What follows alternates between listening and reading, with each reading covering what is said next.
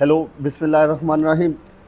आज मैं आपको ना ऐसे तरीक़ेकार बताऊंगा जिसमें आप लोग ये देख सकेंगे कि आप जब भी किसी भी फार्मेसी के ऊपर या मेडिकल स्टोर से या महल्ले के करीबी किसी दुकान से किराने वाली से आप लोग पैनाडॉल डिस्प्रिन इन चीज़ों की ख़रीदारी करते हैं जो कि ओटीसी मेडिसिन कहलाते हैं, तो आपको कम से कम ये पता होना चाहिए कि आप कोई एक्सपायरी तो नहीं उठा रहे, यानी कि ऐसी अद्वियात का इस्तेमाल तो नहीं कर रहे जो ज़ायदुल मियाद हैं।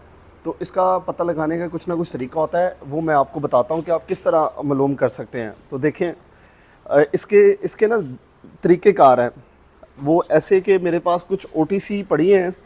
ओटीसी में ना अगर ये पैरासीटामोल की बात करें, पैरासीटामोल के बाद सीपीएम एक टैबलेट आती है, सीपीएम, और इस तरह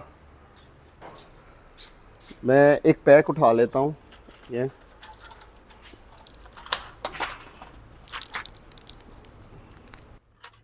ये पैक उठा लिए हैं मेरे पास ना, 3-4 एक टैबलेट की फार्म है। इस तरह मैं आपको बताता हूँ कि हाशिम ज़रा कटी कटाई दवाइयाँ में देंगी कटी। तो आपको ना कुछ चीज़ें जज करनी होती हैं, और जज करने का मतलब क्या है कि जिस तरह ये एक टैबलेट है ना, ठीक है,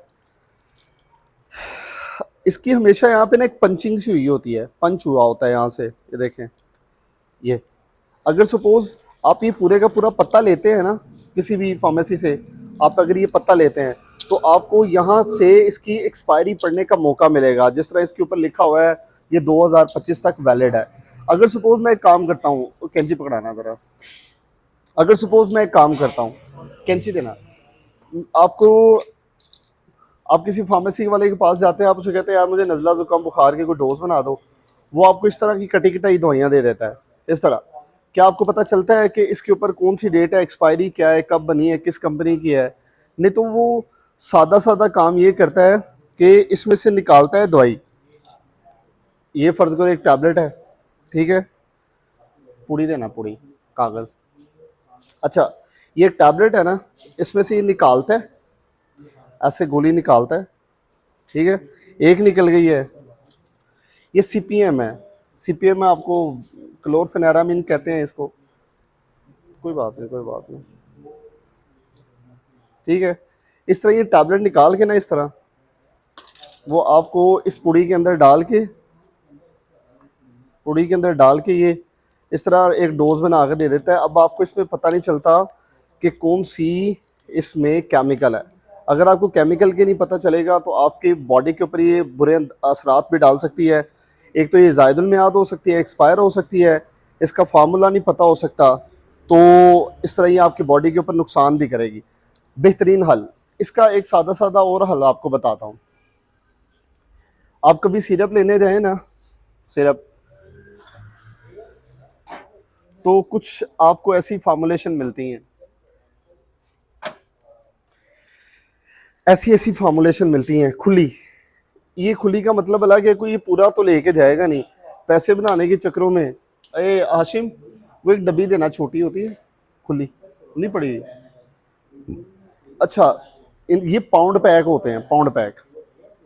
इनमें से सिरप निकाल निकाल के ना फार्मेसी वाले छोटे छोटे डब्बियों के अंदर पैक करके, इतनी छोटी छोटी डब्बियाँ होती हैं, रंग बिरंगे सिरप जिसे हम कहते हैं, वो लोगों को पिला रहे होते हैं और बता रहे होते हैं, हालांकि उसके ऊपर लिखा भी कुछ नहीं होता।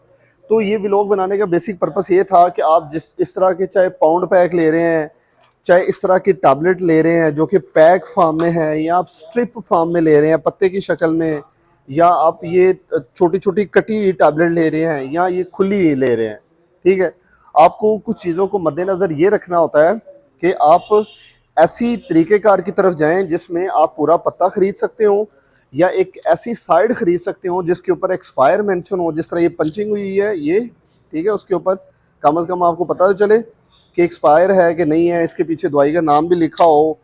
और अगर डब्बी लेते हैं, डब्बी के ऊपर पूरी की पूरी कंपनी भी लिखी होती है, इसकी प्राइस भी लिखी होती है, इसकी एक्सपायरी हर चीज़ मेंशन होती है। ये पाउंड पैक इनके अंदर असर तो होता है लेकिन थोड़े टाइम के लिए होता है, प्रलॉन्ग नहीं होता, तो लोग ज़्यादातर ये बेचते हैं ताकि ज़्यादा पैसे कमा सकें।